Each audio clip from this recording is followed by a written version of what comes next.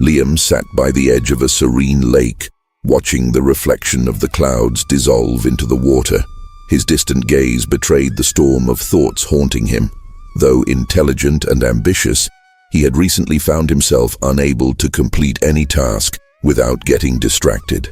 His goals seemed to slip through his fingers, not for lack of effort, but because he simply couldn't hold on to his focus. That's why he decided to seek answers in a secluded Buddhist temple deep in the mountains, where monks dedicated their lives to understanding the mind and reality. He hoped to find a method, a path that would help him regain control over his attention and perhaps over his own life. Maybe you've been through something similar. In a world full of distractions, keeping your mind focused on a single thing can feel like an impossible battle. Notifications, worries, unfinished tasks, all competing for your attention. But what if there was a secret, an ancient wisdom that could change this? A way to train your mind so that it stops being your enemy and becomes your ally. Liam is about to uncover that very teaching. And by following his journey, you too might find a new way to transform your focus and your life. Liam began his time at the temple feeling anxious and impatient.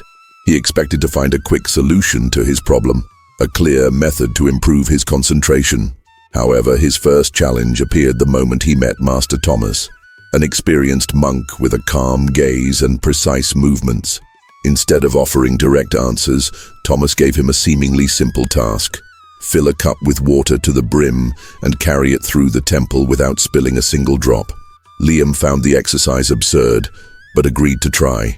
He walked carefully, trying his best to concentrate, but soon became distracted by the sound of bells, voices in the distance, the wind rustling the trees. Before he knew it, the water was spilling over the rim.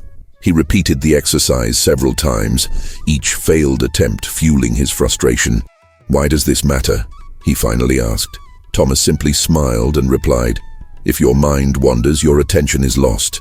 Your challenge is not the cup, it's control over your own mind."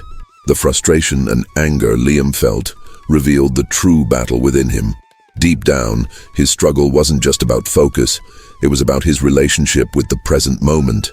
He realized he was always either anticipating the future or dwelling on the past, unable to connect with the now. One quiet evening, sitting on the temple steps, he met Emily, a young practitioner who had arrived at the monastery years earlier, seeking to overcome her anxiety. She shared how, at first, she had also struggled with a restless mind. But she had learned that attention isn't something you force, it's something you cultivate with patience, like a delicate flame protected from the wind. Her words stayed with Liam. He understood that trying to force focus only created more inner resistance. The real secret was learning to observe his thoughts without clinging to them, like leaves floating down a river. One day, Thomas took Liam to an open field and asked him to close his eyes and listen to the sounds around him. At first, Liam noticed the most obvious ones, the chirping of birds, the rustling of trees, but as he focused more, he began to pick up on the distant sound of water flowing in a stream, the faint buzzing of an insect nearby, even the rhythm of his own breathing. "Focus is always here," Thomas said. "The problem isn't distraction, it's that you fight against it." To reinforce the lesson, he shared an old story. A skilled archer who always missed the target when he tried to hit it with all his strength. Only when he relaxed and let the arrow follow its natural course did it strike the center. The mind works the same way. The harder we try to grasp it, the more it slips away.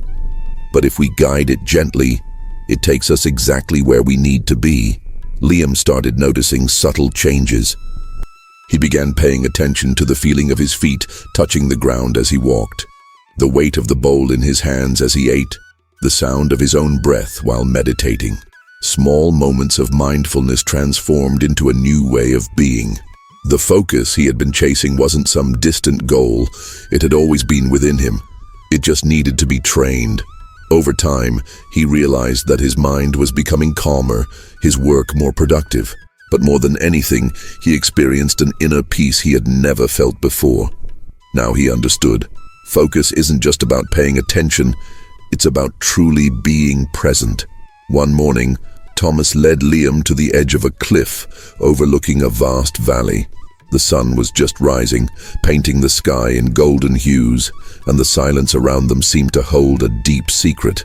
The master asked Liam to close his eyes and try to count each breath without losing focus. At first he managed to stay concentrated, but soon his mind began to wander. Thoughts of the past and worries about the future crept in, and before he knew it, he had lost count. Frustrated, he opened his eyes and sighed. That's when Thomas asked him a simple yet transformative question. When your mind got lost, where did it go? Liam hesitated. Anywhere but the present. The monk nodded and replied, that has always been your problem. You try to hold water in your hands, but it always slips through. The secret isn't to grasp, it's to flow. Those words sank deep. For the first time, Liam realized that his struggle against his lack of focus was, in fact, the very distraction itself. He had always believed that concentration meant forcing his mind to stay in one place. But now he understood it was the opposite.